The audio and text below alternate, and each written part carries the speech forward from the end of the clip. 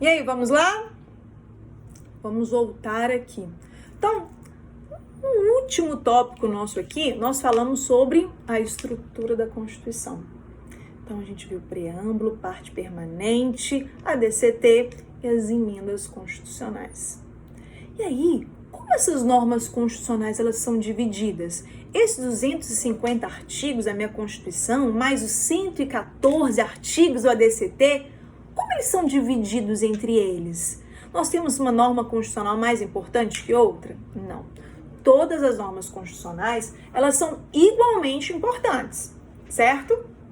Mas nós conseguimos agrupar essas normas de acordo com as suas características, para fins didáticos mesmo, para a gente poder entender melhor como funcionam essas normas. Como são esses 250 artigos da Constituição, mais esses 114 do ADCT? A gente vai ver que nós conseguimos agrupar esses artigos todos, tanto da Constituição, da parte permanente, quanto da ADCT, dividindo eles em 5 tipos. Então, nós temos aqui os elementos das Constituições. Nós vamos ver que nós temos 5 elementos das Constituições, ou seja, nós vamos conseguir agrupar todos esses artigos em 5. Nós vamos ver que os artigos eles têm características diferentes. E a depender de cada característica, eu consigo agrupar aqui dentro desses elementos, certo? Então, primeiro elemento, acompanhem comigo aqui no slide. Nós estamos no slide número 12 ou 11, slide é 11, ok? Vamos lá. Elementos orgânicos. Os elementos orgânicos, o próprio nome já fala, orgânicos, são aquelas normas que trazem uma organização do Estado. São aquelas normas que vão organizar o Estado de alguma forma. Vamos ver um exemplo? Coloquei aqui no slide para vocês o artigo 2º da Constituição. Vamos ler juntos. São poderes da União, independentes e harmônicos entre si. O Legislativo, o Executivo e o Judiciário. Olha só, não é uma forma, não estou trazendo como vai ser a organização dos meus poderes? Então, não se trata de uma norma, de um artigo que tem característica orgânica? Tem característica de elementos orgânicos? Não traz, então, como vai ser a organização desse meu Estado? Sim, dividido em 3 poderes, Legislativo, Executivo e Judiciário. O artigo 92 também fala, olha, são órgãos do Poder Judiciário, e aqui vem falando todos, STF, STJ, os tribunais eleitorais, juízes do trabalho, ou seja, não são elementos orgânicos, gente? Não está organizando aqui a estrutura do Poder Judiciário? Então, elementos orgânicos são aqueles que vão organizar a estrutura do Estado. São todas aquelas normas, todos aqueles artigos que trazem aí a organização do meu Estado. Certo?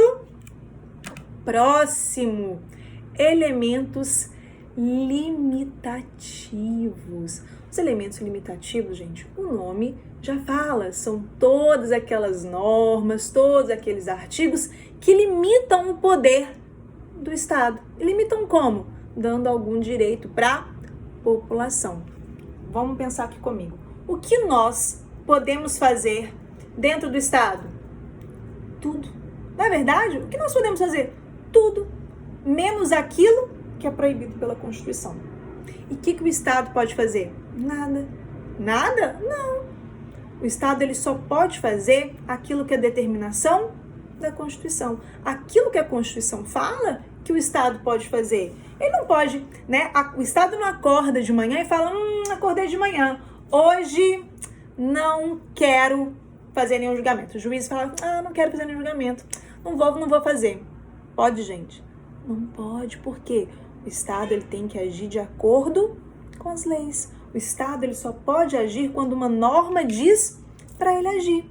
O juiz acorda de manhã e fala, ai, gente, acordei tão feliz, tão bem-humorado, que fiquei sabendo aqui que o meu vizinho não tá pagando o condomínio. Eu mesmo vou ingressar uma ação. Pode?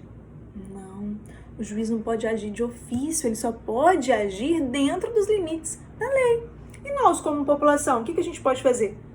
Tudo. Nós só não podemos aquilo que está escrito na Constituição. Entenderam a diferença? Então, os cidadãos, as pessoas beneficiadas da Constituição, elas podem fazer tudo. Aquilo que a gente não pode fazer está proibido na nossa lei. E o Estado, o que ele pode fazer? Nada. Ele só age por determinação de lei.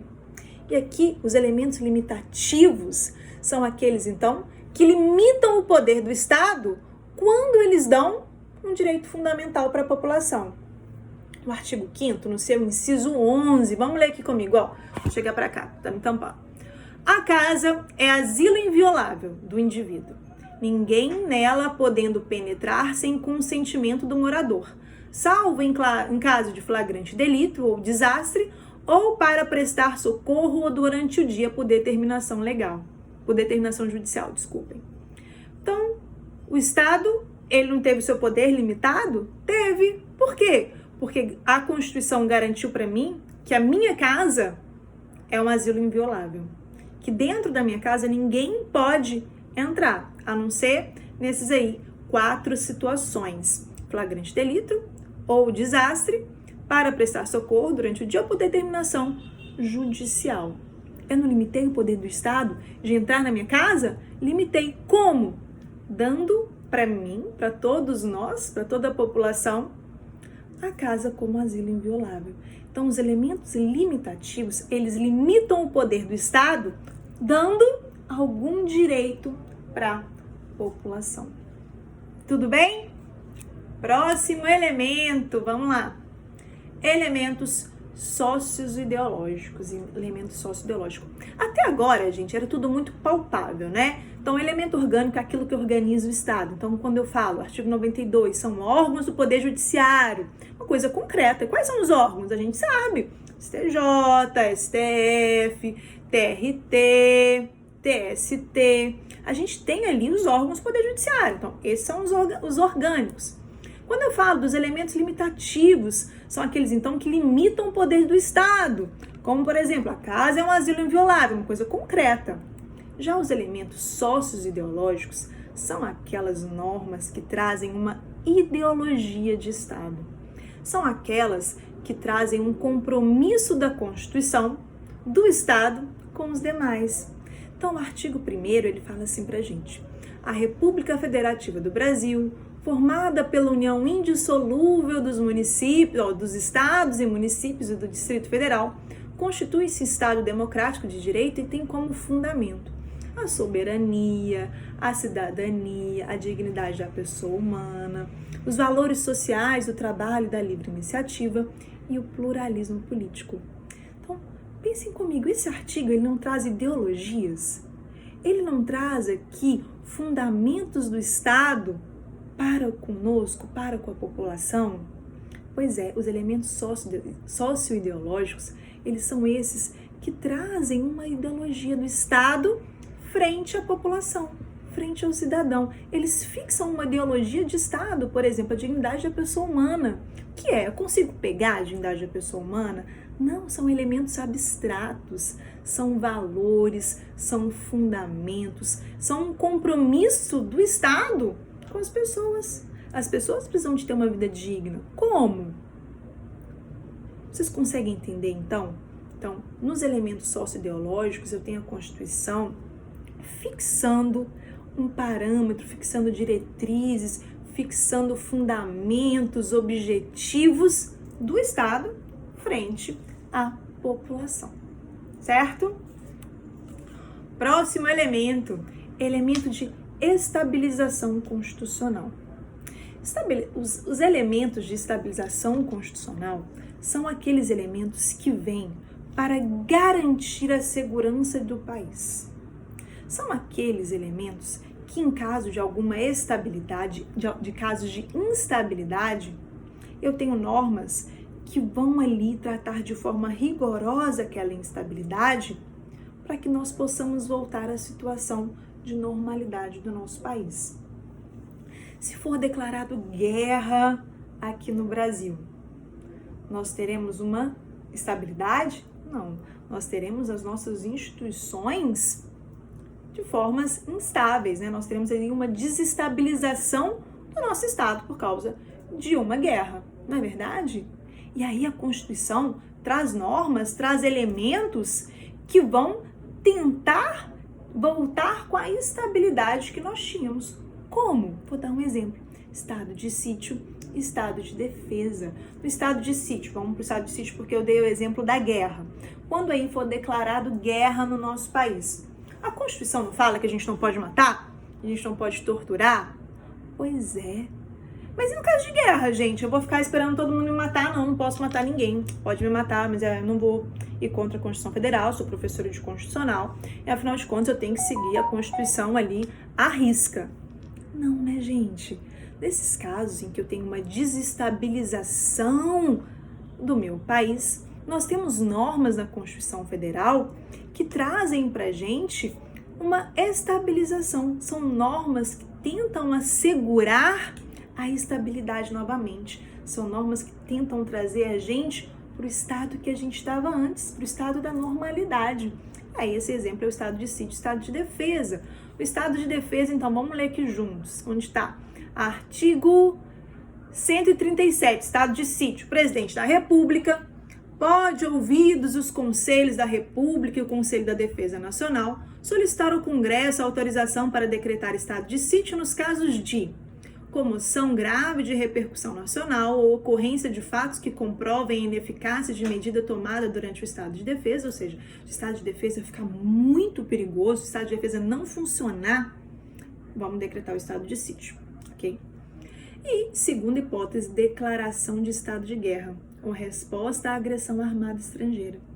E aí a gente vai ver que tem vários desdobramentos do estado de sítio, estado de defesa, mas um deles é que a nossa administração, o nosso poder executivo, quando ele decreta um estado de sítio, ele suspende os poderes legislativo e o poder judiciário, a fim de dar uma celeridade mesmo que existe daquele momento de instabilidade, para poder conter aquela situação e voltarmos ao estado normal, ao nosso estado de normalidade. Então, os elementos de estabilização constitucional são aquelas normas, são aqueles artigos destinados a solucionar tumultos constitucionais, para solucionar, tumultos institucionais, para solucionar conflitos, ok? E aí, essas normas garantem que nós possamos depois, tirar o que está nos desestabilizando. E aí, depois, voltamos para a nossa normalidade. Estado de sítio, estado de defesa, por exemplo, eles não duram para sempre, tá, gente?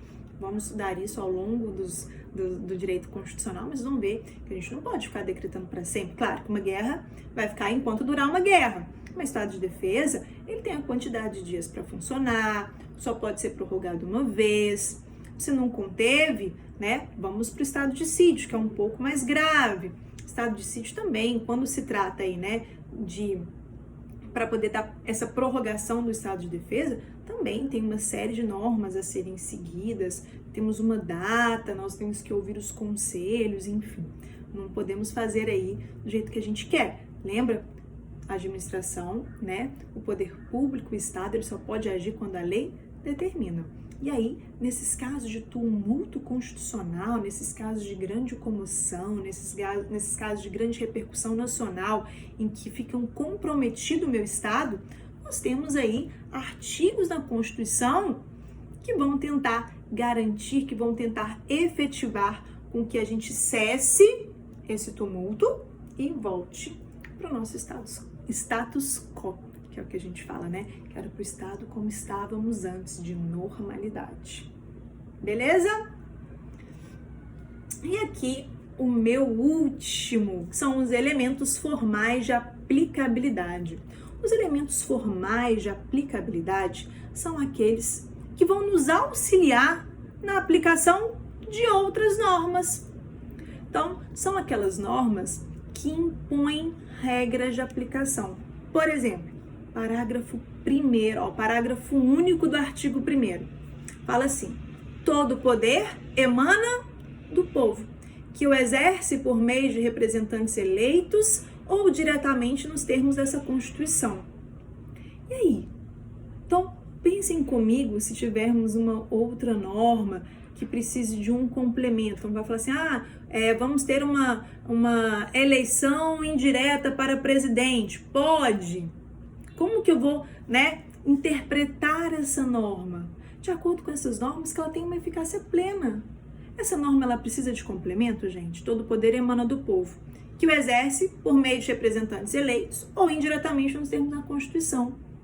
Ela não precisa de nenhum tipo de complemento, ela já tem a sua eficácia plena. Nós vamos estudar isso depois comigo, as eficácias da Constituição. A gente vai ver que nós temos normas de eficácia plena, contida e limitada. As normas de eficácia plena são aquelas que não aceitam nenhum tipo de complemento. Elas ajudam a complementar outras normas. Então as normas de eficácia plena podem ser aí essas minhas normas que trazem elementos formais de aplicabilidade. São normas que elas não aceitam complemento. Elas, na verdade, que servirão de complemento para outras normas. Elas por si só já surtem, elas por si só já têm aplicabilidade imediata. Elas por si só já têm todos os seus efeitos desde o momento em que ela entra em vigor. Isso são normas de eficácia plena, que se caracterizam aí desses elementos formais de aplicabilidade, ou seja, é uma norma formalmente aplicável desde o momento que essa norma ingressa no ordenamento, desde o momento que essa norma existe, desde o momento que essa norma é elaborada e publicada, ela já surte todos os seus efeitos e ela não necessita de complemento. Pelo contrário, ela vai ajudar a interpretar outras normas que podem dar aí uma dúvida, que podem deixar alguma dúvida.